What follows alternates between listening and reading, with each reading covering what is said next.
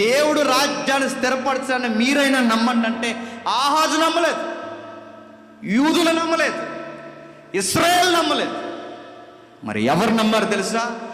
17 ఏళ్ళ ఆడపిల్ల నమ్మింది. ఆహాజు నమ్మలేని ప్రవచనం ఎవరు నమ్మారు చెప్పండి? 17 ఏళ్ళ ఆడపిల్ల నమ్మింది. ఏమని నమ్మింది? గాబ్రియేల్ వచ్చి చెప్పింది, ఇదిగో దావీదు సింహాసనమును ఏలబోవాడు నీ గర్భంలోంచి వస్తున్నాడంటే పెళ్ళి కాని పిల్ల నమ్మిందని. 17 ఏళ్ళ ఆడపిల్లకున్న బుద్ధి, ఇంకిత జ్ఞానం ఎవరికి లేదు చెప్పండి? ఆ రాజు అని చెప్పుకున్న ఆ గాడిదకి లేదు, ఆ పెద్ద మనుషులని చెప్పుకున్న ఆ యోధ ప్రజలకు లేదు. 17 ఏళ్ళ ఆడపిల్ల నమ్మిందండి. నీ గర్భాన రాజు వచ్చి దావీదు మాట నెరవేరబోతుందంటే ఇంకా ఏమీ లేనప్పుడే నమ్మేసి దేవుడు అన్నాడంటే జరుగుద్దని నమ్మేసింది. అది విశ్వాసం. ఇంకెవరు నమ్మారు? ఆ అమ్మాయిని చేసుకోబోయే ఆ కుర్రోడు ఎవడైతే ఉన్నాడో, 25 ఏళ్ళ కుర్రోడు, ఇదిగో నీకు పుట్టబోయే బిడ్డ సాక్షాత్తు దేవుని కుమారుడు, నీకన్నా ముందు మరియ గర్భాన పుట్టబోతున్నాడు యోసేపు అంటే పిచ్చోళ్ళ నమ్మేశాడండి. ఒక పిచ్చోడు తనది కాని గర్భాన్ని కాపాడుకుంటే తిరిగాడు. 25 ఏళ్ళ కుర్రోడు నమ్మాడు, 17 ఏళ్ళ ఆడపిల్ల నమ్మింది. ఈ మేకపోతు గాంభీర్యం ఉన్న ఒక్క పెద్ద మనిషి రాజు నమ్మలేదు. క్రిస్మస్ అంటే ఏంటి చెప్పనా?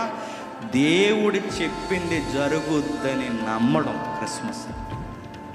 క్రిస్మస్ అంటే ఏంటో చెప్పనా?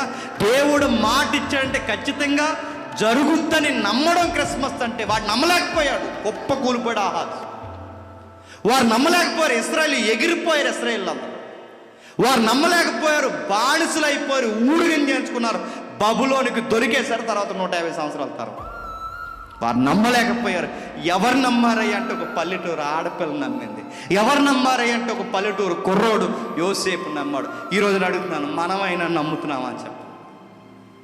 వాళ్ళు నమ్మని ఆ యుద్ధాల వాతావరణంలో, యుద్ధమే సంబంధం లేని ఒక అమ్మాయి, ఒక చిన్న పిల్ల నమ్మి, అమ్మా నిన్ను ఏలబోవాడు ఇశ్రాయేల్ని ఏలబోవాడు రాబోతున్నాడంటే ఎలా వస్తాడని అనలేదు. నమ్ముతున్నాను ప్రభువా, నా వివాహం పోయినా పర్లేదు. తన వివాహాన్ని రిస్క్లో పెట్టింది, తన జీవితాన్ని రిస్క్లో పెట్టింది, నమ్మేసింది.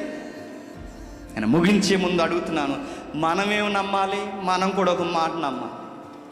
ఈ క్రిస్మస్లో విశ్వాసం అని ఒక మాట నమ్మాలి. ఏమి నమ్మాలి? మనకు మాట చెప్పాడు, మొదటి రాకడలో వచ్చానని చెప్పిన ఈయన రెండవ రాకడలో వస్తానని చెప్పాడు. నమ్ము, నమ్ము. ఆహాజుగాళ్ళగా నమ్మలేదు అని చెప్తున్నాను. స్థిరపడకుండా కొట్టుకుపోతా, గుర్తుపెట్టుకో. వాడు నమ్మలేదు. అలాగే మొదటి రాకడలో చెప్పాడు, ఇదిగో వస్తానన్నాడు, మరియమ్మ గర్భాన్ని వచ్చాడు. అప్పుడు వచ్చినప్పుడు చెప్పాడు, మళ్ళీ వస్తానన్నాడు, ఏదో రోజు రాబోతున్నాడు. నమ్మే, అంతే. మరో మాట ఇంకేముంది? ఇదిగో చనిపోయిన వారందరినీ ఆ మహారాజు వచ్చి తమ తమ వరసల్లో తిరిగి లేపుతానన్నాడు. నమ్మే, నమ్మే, ఇంకంతే, ఏం ఆలోచించు. ఈయనకు మాట ఇచ్చిన వాడు, ఇదిగో దేవుడు ఒక మాట చెప్పాడంటే ఖచ్చితంగా జరుగుద్ది, ఆయన వందు విశ్వాసం ఉంచిన వారు తిరిగి మరలా జీవిస్తాడని చెప్పాడు. నమ్మే, ఇది దేవుని ప్రణాళిక. నమ్మే. మొదటి రాకుల్లో జరుగుద్దన్నాడు, జరిగింది. కన్య గర్భాన పుడతా అన్నాడు, పుట్టాడు. వస్తానన్నాడు, వచ్చాడు. స్థిరపరిచాడు, తిరిగి లేచాడు, మళ్ళీ చెప్పాడు, మళ్ళీ వస్తానన్నాడు. ఇక నేడో రేపో రాబోతున్నాడు. ఇలాంటి టైంలో ఇదేం అర్థం అవ్వకుండా హ్యాపీ క్రిస్మస్, మేరీ క్రిస్మస్ అని చెప్తే ముందు కవ్వొత్తు మనకి వెలిగించేతను గుర్తుపెట్టుకో. నమ్ము. క్రిస్మస్లో ఏమి నమ్మాలి? త్వరలో రాబోతున్నాడని నమ్ము. మొదటి రాకల్లో వచ్చిన వాడు రెండవ రాకల్లో రాబోతున్నాడు. నమ్ము. మృతులను లేపబోతున్నాడని నమ్ము. ఆ జాబితాలో నేను నమ్మితే ఉంటానని నమ్ము. వచ్చిన వాడు మేఘాల మీద ఎత్తుకెళ్తాడని నమ్ము. ఒకవేళ ఆయన వచ్చినా ముందుగా నేనెళ్ళిపోయినా ఆయనతో ఉంటానని మాటిచ్చిన మాట నమ్ము. నీ నమ్మకం ఓము కాదు. ఒకవేళ ఇది కానీ నమ్మకుండా కేవలం ఆచార సాంప్రదాయంగా ఇక్కడికి వచ్చారని చెప్తున్నాను. విశ్వాసం లేని క్రియ, విశ్వాసం లేని ఏ కార్యమైనా మృతమైన దానితో సమానం. విశ్వాసం లేకుండా క్రిస్మస్ క్రియ చేస్తే మృతం. నమ్మాలి. 17 ఏళ్ళ ఆడపిల్ల నమ్మింది, 25 ఏళ్ళ కుర్రోడు నమ్మాడు, అపోస్తులు నమ్మారు, ఆది సంఘం నమ్మింది. ఇక నమ్మాల్సింది ఎవరు చెప్పాలి? ఆయన ప్రణాళిక వరుసలో జరుగుద్దంటే నమ్మాలి.